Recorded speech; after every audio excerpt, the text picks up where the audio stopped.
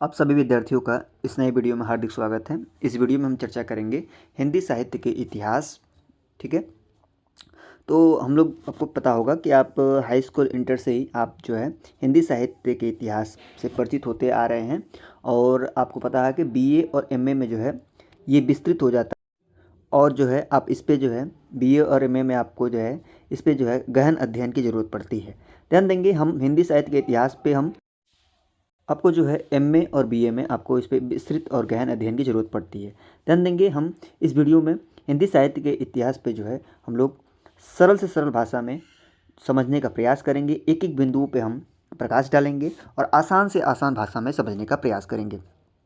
ये वीडियो थोड़ा सा हो सकता है लंबा हो, लेकिन हम बहुत ही आसान तरीके से हिंदी साहित्य के इतिहास पे हम प्रकाश डालेंगे और अच्छे से हिंदी साहित्य के इतिहास पे हम लोग समझने का प्रयास करेंगे और उन बिंदुओं पे प्रकाश डाला जाएगा जो है आपके परीक्षा की दृष्टि से, आपकी कक्षा की दृष्टि से, बीए और एमए की दृष्टि से महत्वपूर्ण होंगे। ठीक है, और हिंदी साहित्य के इतिहास को बिल्कुल जड़ से समझने का प्रयास करेंगे जिससे आपकी जो है हिंदी साहित्य के इतिहास पे पकड़ अच्छे हो पाए और आप हिंदी साहित्य के इतिहास को अच्छे से समझ पाएँ। ठीक है, तो एक एक करके हम प्रकाश डालेंगे। चलिए शुरू करते हैं। ध्यान देंगे हिंदी साहित्य के इतिहास पे ये पहला वीडियो होगा हम लोगों का।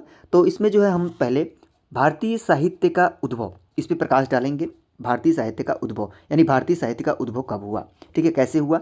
फिर उसके बाद हम प्रकाश डालेंगे साहित्य के इतिहास का स्वरूप और काल विभाजन। ठीक है, उस पर प्रकाश डाला जाएगा। फिर उस पर आचार्य रामचंद्र शुक्ल जी का काल विभाजन, उन पर प्रकाश डाला जाएगा और उसके बाद जो है आदिकाल पे हम प्रकाश डालेंगे। इन्हीं चार बिंदुओं पे हम चर्चा करेंगे। एक एक करके जो है हम चार बिंदुओं पे हम प्रकाश डालेंगे और बारीकी से आसान भाषा में हम लोग समझने का प्रयास करेंगे कि इन्हीं चार बिंदुओं पे, ठीक है, और आसान से आसान भाषा में हम लोग समझने का प्रयास किया जाएगा और अच्छे से समझने का हम प्रयास करेंगे कि आखिर हिंदी साहित्य के इतिहास में ये चारों जो बिंदुएं हैं, ये भारतीय साहित्य का उद्भव, फिर साहित्य के इतिहास का स्वरूप और काल विभाजन और आचार्य रामचंद्र शुक्ल जी का काल विभाजन और आदिकाल पे हम पकड़, ऐसे करके हम निरंतर आगे बढ़ते जाएंगे। एक एक बिंदुओं पर हम लोग प्रकाश डालेंगे। चलिए इन चार बिंदुओं पर हम देखते हैं। देखिए, पहला जिसमें है भारतीय साहित्य का उद्भव। ध्यान देंगे हम सब जानते हैं कि साहित्य समाज का दर्पण है। वास्तव में बात सही है, हम सब इससे परिचित हैं, भली बात परिचित हैं कि साहित्य क्या होता है। साहित्य समाज का दर्पण होता है। अगर हम भारतीय साहित्य की बात करें तो इसका उद्भव ऋग्वेद से माना जाता है। कहाँ से माना जाता है? भारतीय साहित्य का उद्भव जो है वो हमारे ऋग्वेद से माना जाता है। किससे माना जाता है? ध्यान देंगे भारतीय साहित्य का जो उद्भव है वो ऋग्वेद से माना जाता है। अगर हम वेदों की बात करें तो हम सब जानते हैं कि सबसे पुराना और बड़ा वेद कौन सा है? वो भी ऋग्वेद ही है। अगर हम वेदों की बात करें तो सबसे पुराना और बड़ा वेद कौन सा है? ऋग्वेद ही है। यह वेद भारतीय साहित्य का ही नहीं वरन विश्व साहित्य का सबसे प्राचीनतम उपलब्ध ग्रंथ है। ये सिर्फ भारतीय साहित्य की बात नहीं है कि सिर्फ भारतीय साहित्य नहीं वरन विश्व की यानी पूरे वर्ल्ड की सबसे प्राचीनतम उपलब्ध ग्रंथ है। ठीक है, किसी भी अगर आगे चर्चा करते हैं, ध्यान देंगे कि किसी भी साहित्य का इतिहास लेखन बहुत जरूरी है। किसी भी साहित्य का, ठीक है, ज़रूरी नहीं है कि भारतीय हिंदी साहित्य का या सिर्फ भारतीय साहित्य का, ऐसा नहीं।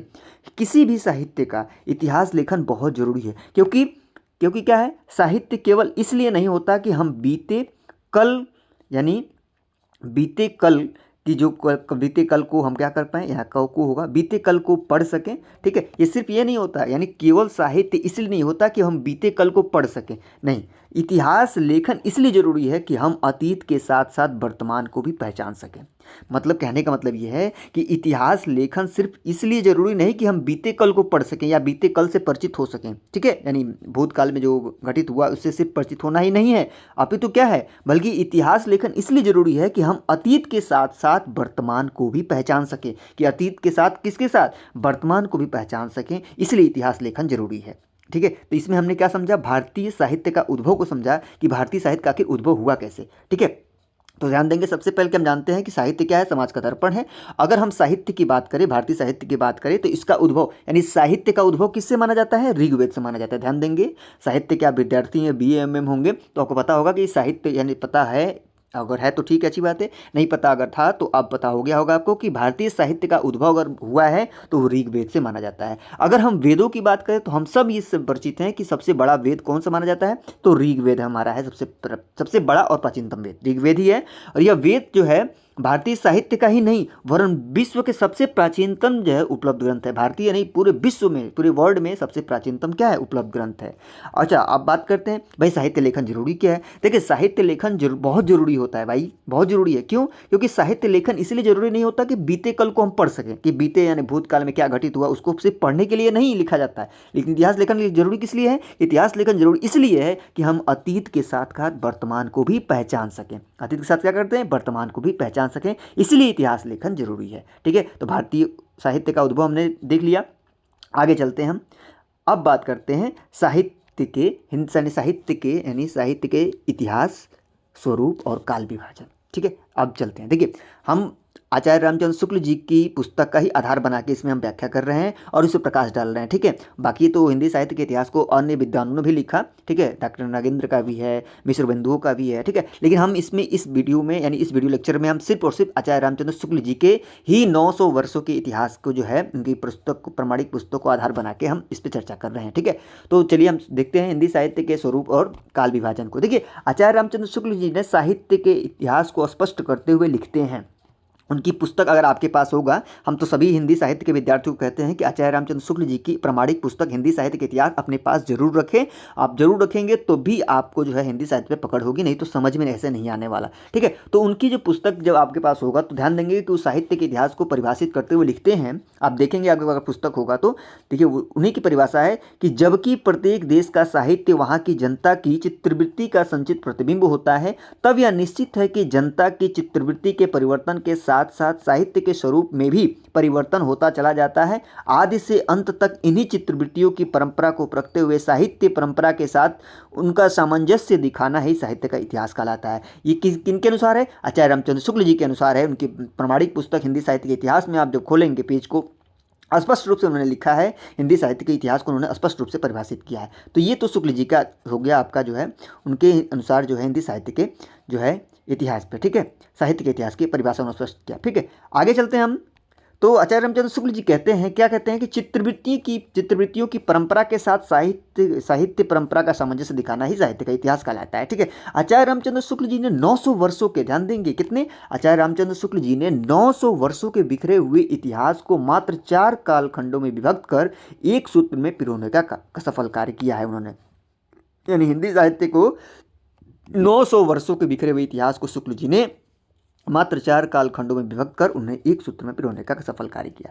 शुक्ल जी का यह सुनहरा कदम हिंदी साहित्य में चार चांद लगाने का कार्य किया। ठीक है, शुक्ल जी बहुत ही सरलता के साथ हिंदी साहित्य के 900 वर्षों के बिखरे हुए इतिहास को सुव्यवस्थित और एक नवीन रूप देने का प्रयास किया, जो इस प्रकार है। ठीक है, ध्यान देंगे कि मोटे मोटे तौर पे बात किया जाए तो शुक्ल जी जो है हिंदी साहित्य के 900 वर्षों के बिखरे हुए इतिहास को जो है उन्होंने 4 कालखंडों में विभक्त कर उन्होंने एक सूत्र में पिरोने का काम किया, यानी क्रमबद्ध करने का प्रयास किया। क्योंकि 900 वर्षों के बिखरे हुए इतिहास को एक करना, एक सूत्र में पिरोना, ये कोई आसान काम नहीं है। इसीलिए शुक्ल जी के जो हिंदी साहित्य का इतिहास है वो मूल जो है इतिहास ग्रंथ माना जाता है हिंदी साहित्य का।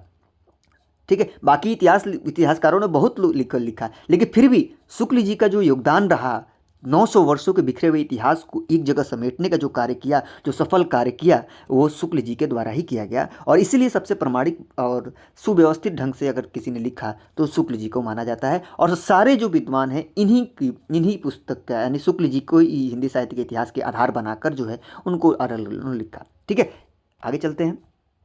अब जो है आचार्य रामचंद्र शुक्ल जी का काल विभाजन देख लेते हैं।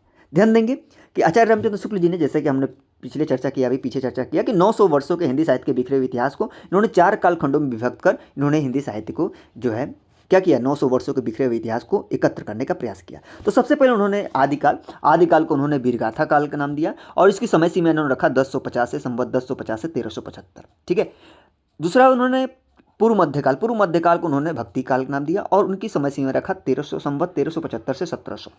तीसरा जो है उत्तर मध्यकाल, इनका जो नामकरण है रीतिकाल दिया इन्होंने नामकरण, और इसकी समय सीमा 1700 से लेके 1900 तक दिया, संवत 1700 से 1900 तक।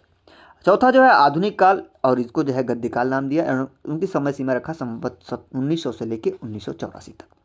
ये रहा जो है शुक्ल जी का काल विभाजन, आप अपने स्क्रीन पे भी देख रहे होंगे। ध्यान देंगे सभी विद्यार्थियों से मेरा एक बहुत नम्र निवेदन है कि आप जो है शुक्ल जी का जो है हिंदी साहित्य के इतिहास का जो काल विभाजन है और जिनका जो नामकरण है ये आप अच्छे से जो है कंठस्थ कर ले, याद कर ले। क्योंकि बहुत सारे विद्यार्थी अभी भी हैं जो पीजी में हैं, अभी भी विद्यार्थी जो हैं जो, तो वो अभी भी जो है काल विभाजन में हमेशा असमंजस में पड़े रहते हैं, भूल जाते हैं कि आदिकाल को शुक्ल जी ने क्या कहा है, पूर्व मध्यकाल को क्या कहा है, उत्तर मध्यकाल को क्या कहा है, आधुनिक काल को क्या कहा है, इनकी समय सीमा क्या है। अधिकतर विद्यार्थी जो है भूल जाते हैं और काल विभाजन जो है कंठस्थ नहीं कर पाते हैं अभी भी। ध्यान देंगे, साहित्य के विद्यार्थी हैं, खास करके अगर बीए और एमए में हैं, अगर विषय आपका हिंदी है तो इससे भली भांति आप क्या कर लें, कंठस्थ कर लें, क्योंकि ये आप में जो है आपका एकदम आपके दिमाग में, आपके मन मस्तिष्क में ये चीज़ें जो है हमेशा के लिए सुरक्षित हो जानी चाहिए कि आदिकाल को क्या नाम दिया गया है। हमने इस पर ट्रिक के माध्यम से भी पहले वीडियो बना कर रखा है कि आदिकाल जैसे नाम से ही आदिकाल मतलब जिसे बहुत बड़ा, ठीक है। आदिकाल वीरगाथा काल, वीरगाथा काल भाई जिसमें वीर की गाथाओं का जिसमें चर्चा की गई हो, ठीक है। पूर्व मध्यकाल यानी पूर्व में क्या होता था, पूर्व यानी भक्ति काल, भक्ति काल का क्या है, तो भक्ति कब से चली आ रही है, बहुत पहले से, पूर्व से चली आ रही है। उत्तर मध्यकाल यानी रीतिकाल कहा गया, यानी ठीक है, उत्तर मध्यकाल यानी रीतिकाल, यानी उत्तर कैसे देना चाहिए हमें, रीतिपूर्वक देना चाहिए, किसी का उत्तर किस प्रकार देना चाहिए हमें, विनम्र भाव से रीति के अनुसार देना चाहिए, ठीक है। कोई आधुनिक काल यानी गद्यकाल, आधुनिक काल में, आधुनिक काल को ट्रिक कैसे याद रखेंगे, आधुनिक समय में, यानी आधुनिक समय में सबसे ज़्यादा बच्चे क्या पसंद करते हैं, मूवी देखना पसंद करते हैं, तो मूवी किस प्रकार होता है, तो गद्य में होता है, ठीक है। इस प्रकार जो किसी न किसी से रिलेट करके आप जो है संबंध जोड़ के जो है आप उसको याद करने सीखिए, ठीक है। ठीक है, तो इस तरह से हमने पहले वीडियो बना के रखा है, लेकिन ध्यान देंगे कंठस्थ कर लीजिए। समय सीमा एकदम आसान है, जैसे संवत सीमा इसको याद कर लेंगे, संवत 1050 से 1375, अब इसमें आ जाएगा 1375 इधर, 1350 1700 और 1700 इधर आ जाएगा 1900, और 1900 से जो है 1984, ऐसे करके आप याद कर लेंगे। ये तो काल विभाजन रहा आपका, ठीक है। तो शुक्ल जी का काल विभाजन भी आपको एकदम पूर्ण रूप से कंठस्थ हो जाना चाहिए, और बहुत ही आसान भाषा में इन्होंने और सरल तरीके से जो है उन्होंने काल विभाजन किया है। आगे चलते हैं हम। तो शुक्ल जी के अनुसार वे कहते हैं इन कालों का रचनाओं की विशेष प्रवृत्ति के अनुसार ही उनका नामकरण किया गया है। यानी इन कालों का जो नामकरण शुक्ल जी करते हैं उनके विशेष प्रवृत्ति के अनुसार, यानी जिसकी जैसी प्रवृत्ति है उसी के अनुसार उनका नामकरण किया गया है। जैसे भक्ति काल या रीति काल को ले तो उसमें वीर रस के अनेक काव्य मिलेंगे, जिसमें वीर राजाओं की प्रशंसा उसी ढंग से की होगी जिस ढंग से वीरगाथा काल में हुआ करती थी, ठीक है। यानी शुक्ल जी के अनुसार, अगर सरल भाषा में कहा जाए, आसान भाषा में, तो शुक्ल जी के अनुसार नामकरण उन्होंने उसी के अनुसार किया है कि उनके प्रवृत्ति जिस अनुसार रही है उसका नामकरण उसी के अनुसार किया गया है, ठीक है। आगे हम चर्चा करते हैं, उसमें पहला कालखंड को चर्चा करेंगे, यानी आदिकाल यानी वीरगाथा काल को। ध्यान देंगे, ये बहुत महत्वपूर्ण है। अब इसी के अनुसार, इसी क्रम में हम वीडियो को आगे जैसे एक एक क्रम में आदिकाल के बाद जो है धीरे धीरे करके और तीनों कालखंडों पे हम चर्चा करेंगे। तो सबसे पहले इस वीडियो में आदिकाल पे चर्चा करेंगे, ठीक है। तो देखिए, आदिकाल यानी आदिकाल वीरगाथा काल, और इसकी समय सीमा आचार्य रामचंद्र शुक्ल ने संवत 1050 से 1375 तक रखा है। शुक्ल जी ने आदिकाल का नाम वीरगाथा काल रखा है। ध्यान देंगे, शुक्ल जी ने आदिकाल का नाम वीरगाथा काल रखा है। कभी कोई प्रश्न पूछा जा सकता है कि वीरगाथा काल किसने नाम रखा है, ठीक है। तो शुक्ल जी के अनुसार वीरगाथा काल है, ठीक है। और कहीं कहीं से जो है चारण काल भी कहा जाता है। आदिकाल को क्या कहा जाता है, कहीं कहीं चारण काल भी कहा जाता है। आदिकाल यानी वीरगाथा काल के कवि राजाओं पर आश्रित होते थे। कहने का मतलब ये आदिकाल के समय क्या होता था, राजा जो है वो जो कवि जो होते थे, यानी आदिकाल में वीरगाथा काल जो कवि होते थे राजाओं पे आश्रित होते थे, निर्भर होते थे, और युद्ध में भी राजा की ओर से युद्ध करते थे। कौन, जो कवि लोग होते थे वो राजा के ऊपर क्या होते थे, आश्रित होते थे, और जो है राजा के तरफ से जो है युद्ध किया करते थे। युद्ध प्रधान वातावरण में राजा के आश्रित कवि विश्राम के समय राजा का गुणगान करते हुए वीर रस की रचना करते थे। यानी जब युद्ध समाप्त हो जाता था तो जो है राजाश्रित जो कवि होते थे, जो राजाओं पर निर्भर कवि होते थे, जब युद्ध समाप्त हो जाता था, मतलब शाम के टाइम में युद्ध जब विराम हो जाता था, तो क्या करते थे, राजा का गुणगान किया करते थे और वीर रस की रचना करते थे। वीर रस का मतलब क्या होता है, वीर रस अस्थायी भाव, उत्साह भरते थे वो लोग, ठीक है। क्या करते थे, उत्साह भरते थे उन सैनिकों को, मतलब राजा अपने सैनिकों के और राजाओं को, ठीक है, मंत्रियों को क्या भरते थे, वो वीर रस भरते थे, यानी उत्साह भरते थे, ताकि आगे अगली सुबह जो युद्ध हो वो एकदम धुआंधार हो और जो है उसमें विजय प्राप्त हो, ठीक है। उस पर शुक्ल जी के अनुसार राजाश्रित कवि अपने राजाओं के शौर्य पराक्रम और प्रताप का वर्णन अनूठी युक्तियों के साथ किया करते थे, और अपनी वीरोल्लास भरी कविताओं से वीरों को उत्साह किया करते थे। कहने का मतलब यह है कि जब जो राजाश्रित कवि थे, राजाओं पर आश्रित जो कवि लोग होते थे, क्या करते थे, अपनी अनूठी अंदाज में क्या करते थे, कवियों को क्या करते थे, यानी अपनी कविता के माध्यम से वीरोल्लास भरी, मतलब वीर से भरी, यानी क्या हुआ, वीर से भरी, यानी वीर रस से भरी कविताओं से क्या करते थे, वो सैनिकों को क्या करते थे, एकदम मोटिवेशन नहीं होता है उस प्रकार से जो है उनको को उत्साहित किया करते थे। तो कहने का मतलब ये है कि जो उस समय क्या करते थे वो लोग, उत्साहित किया करते थे अपनी कविताओं के माध्यम से, यानी वीर रस से भरी कविताओं से क्या करते थे, उत्साहित किया करते थे। क्योंकि युद्ध करते करते सैनिक क्या हो जाते थे, डिमोटिवेट हो जाते थे, यानी क्या हो जाते थे, हतोत्साहित हो जाते थे, ठीक है, अंदर से टूट जाते थे। तो ये कवि क्या करते थे, वीर रस से भरी कविताओं से क्या करते थे, उनका उत्साह बढ़ाते थे एकदम, कि मानो चलो जितना भी फिर से जो डर भय अंदर बैठा है युद्ध का वातावरण का, वो समाप्त हो जाता था, ठीक है। क्योंकि वीर रस का स्थायी उत्साह, अगर किसी के अंदर उत्साह भर दिया जाए तो डर क्या हो जाता है, खत्म हो जाता है। ठीक उसी प्रकार ये कवि लोग क्या करते थे, जो शाम का युद्ध का वातावरण जब समाप्त हो जाता था, युद्ध शांत हो जाता था, रात के समय तो युद्ध होगा नहीं, तो इस समय क्या करते थे, ये लोग राजाओं की प्रशंसा किया करते थे, उनके वीर पराक्रम शौर्य का अनूठी युक्तियों के साथ, अपने नए अंदाज के साथ क्या करते थे, उनकी खूब बढ़िया से उनकी क्या करते थे, एक तरह से उनकी पराक्रम का गाथा गाया करते थे, ठीक है। आगे चलकर रासों के नाम से प्रसिद्ध इस समय की अधिकांश रचनाएं राजा की गाथा वीर रस में ही कही जाती थी। यानी रासों के नाम से प्रसिद्ध इस समय की अधिकांश रचनाएं जो है क्या होती थी, राजा की गाथा यानी वीर रस में ही कही जाती थी। किस रस में, वीर रस में। ध्यान देंगे वीर रस क्या है, स्थायी भाव उत्साह, ठीक है। और विजय यानी इसमें जो विजय पाल रासो, हमीर रासो, विशलदेव रासो आदि इसी समय की प्रमुख रचनाएं हैं। ध्यान देंगे कि वीर रस की प्रधानता के कारण इसे वीरगाथा काल नाम से विभूषित किया गया। वीरगाथा काल क्यों पड़ा भाई, तो वीर रस की प्रधानता के कारण, यानी इस समय जो सबसे ज़्यादा रचनाएं जो होती थी वो वीर रस में होती थी, तो वीर रस की प्रधानता के कारण ही इस काल को वीरगाथा काल के नाम से ही विभूषित किया गया, पुकारा गया, ठीक है।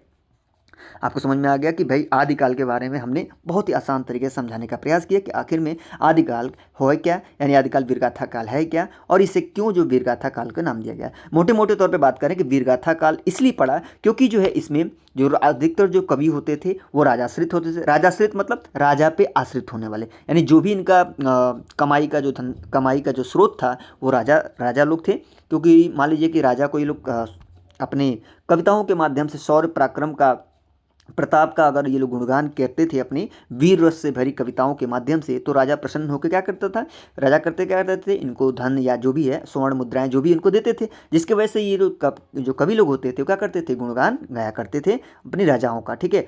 और ये इसी में क्या सबसे बड़ी बात थी, प्रधानता क्या था, वीर रस की। और वीर रस की प्रधानता के कारण जो है इसमें क्या होगा, वीरगाथा काल के नाम दिया गया इस काल को। तो समझ में आ गया आपको आदिकाल से, देखिए कि आदिकाल नाम वीरगाथा काल का पड़ा, क्यों पड़ा भाई, तो इसमें वीर रस की प्रधानता थी। और जो राजाश्रित कवि होते थे वो वीर रस की कविताओं को, यानी वीर रस की कविताओं के माध्यम से उनका उत्साह बढ़ाया करते थे। जब भी वो युद्ध जब शांत होता था, शाम को युद्ध जब समाप्ति होती थी तो अंधेरा हो जाता था, तो उस समय क्या करते थे, राजाओं का क्या करते थे, गुणगान गाया करते थे, जिसमें वीर रस की प्रधानता होती थी, ठीक है। तो इस प्रकार से जो है वो आदिकाल का नाम जो है वीरगाथा काल पड़ा। तो आपने इस वीडियो के माध्यम से आदिकाल को अच्छे समझा आपने, ठीक है। आचार्य रामचंद्र शुक्ल जी के जो है वो काल विभाजन को समझा कि 4 कालखंडों में विभाजित। ध्यान के शुक्ल जी के जो काल विभाजन है आप कंठस्थ याद कर लें, आदिकाल, पूर्व मध्यकाल, उत्तर मध्यकाल, आधुनिक काल, ठीक है। इसको याद रख लेंगे समय सीमा उसी चीज़ को, और अपने मन से कोई ट्रिक बना लीजिए। कोई जरूरी नहीं कि मैं ट्रिक बता रहा हूँ उसी जो आप अपने मन से भी ट्रिक बना सकते हैं, इसको जैसे भी करके आपको आसान भाषा में याद हो जाए, ठीक है। और बार बार लिख के याद करेंगे तो याद हो जाएगा, कोई बड़ी बात चीज़ नहीं है, ठीक है। इस वीडियो के माध्यम से हमने बहुत ही आसान तरीके से हमने इन चारों बिंदुओं पर प्रकाश डाला, ठीक है। आगे चल के जो है हम और अन्य जो 3 बिंदु बच रहे हैं उन पर प्रकाश डालेगा। अगले हम वीडियो में पूर्व मध्यकाल के बारे में हम लोग चर्चा करेंगे, और एक एक करके हम लोग समझने का प्रयास किया जाएगा कि पूर्व मध्यकाल, उसके बाद जो है, ठीक है, उसके बाद रीतिकाल और आधुनिक काल पे हम लोग चर्चा करेंगे, ठीक है।